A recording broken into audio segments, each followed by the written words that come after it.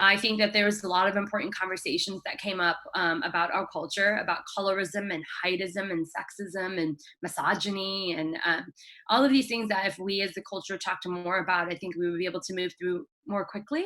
And when you don't speak about it, there's no majority shift. And that's what we're trying to do. We're trying to make the majority shift to the fact that these are unacceptable character traits to be, or traits in general to be focusing on in the matchmaking process. And that's not where modern Indians are, be it within India or living abroad. So I think that these are important conversations and we need to have them to really move through them. And so if I could be a part of that, I consider that the biggest gift from the show, that we are doing something for the South Asian community, both in India and abroad. Did bring up a lot of issues that we talk about in our community, but maybe we don't want non-South Asians to know, right? So I remember when my friends and I were discussing this, we talked about the fact that people will say, oh, I do want someone lighter skinned, or you know what, my parents only want this cast. So it still exists. And it's interesting how people online were so outraged. And I'm like, but it does exist in our community, right? Like you can't be surprised. So was that something surprising for you?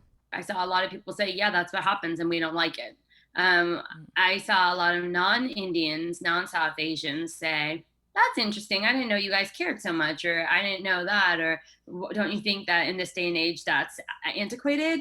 Yeah, sure. I saw those comments, but they're speaking from outside our culture. I Mhm. mean, I think a lot of our skin, um, you know, our skin color issues come from the fact that just 70 years ago we were ruled by the British. I mean, Mhm. we were a colony where the beauty was the ruler and the ruler was fair and blue-eyed and blonde-haired, and we took those notions of power and beauty and wrapped them all up, and we still prefer in this weird antiquated way fair skin because of that.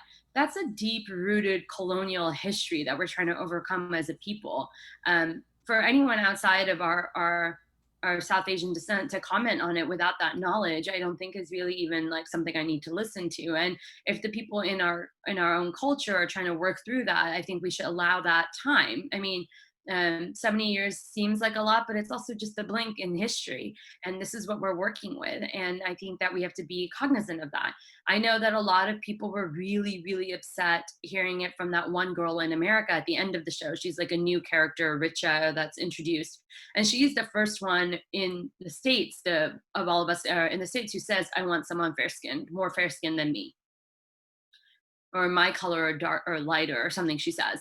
And that one statement angered people beyond belief. Even though in India, when Sima was in India talking to all those people, that fair, trim, and slim came up a lot, and no one seemed to matter there. So that's also interesting that people are so triggered by where they're hearing it. And we have to unpack why. Like for the US, we have like a strong immigration pattern that started in the 70s and 80s. And a lot of people that came over here left India at that time as, very educated but middle class families trying to get ahead through the engineering and medical fields here in the US. Well, when they left their smaller towns or their, middle class backgrounds, they brought with them their traditions and their understandings of the world, and then they froze them in time. So India progressed and the people in India progressed, but these people who came to America are still holding the values and traditions of 1970s and 80s India. They're teaching that to their children. And then you get Richa, who's 30 years old, probably has a similar story that her parents came in the 70s or 80s, and is saying something that is so outlandish to so many people, especially, after George Floyd and Black Lives Matter is really, catapulted into the forefront of our society.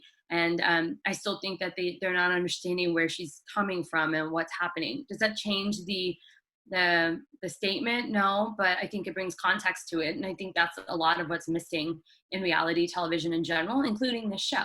There's no context. There's no context. It's sound bites, and it's, things meant to incite anger or love in the viewers, and that's not a full depiction of anything.